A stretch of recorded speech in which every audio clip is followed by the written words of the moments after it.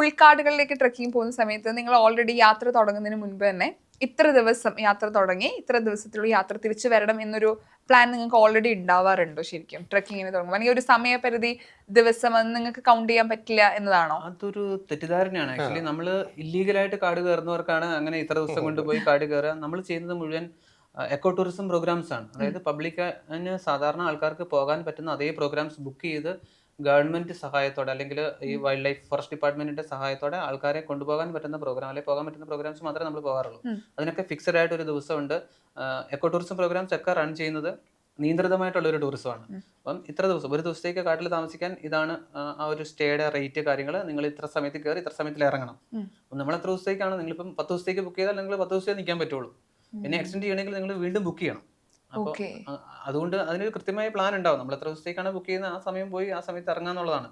അപ്പം അല്ലാതെ നമുക്ക് തോന്നുന്ന സ്ഥലത്തൂടെ ഒന്നും പോകാൻ പറ്റത്തില്ല കാട്ടിൽ. അതിന് ഫിക്സഡ് ആയിട്ടുള്ള റൂട്ടുകളുണ്ട്.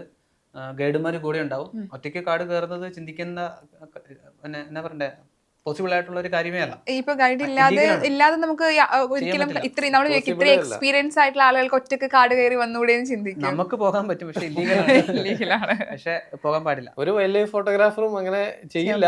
ചെയ്തു കഴിഞ്ഞാൽ പിന്നെ വെറുതെ 2 വർഷം ജയിലിൽ പോയി കിടക്കേണ്ട കാര്യമില്ലല്ലോ. അതെ, ഒരു കാടുകളിലും അനധികൃതമായിട്ട് കയറാൻ പാടില്ല.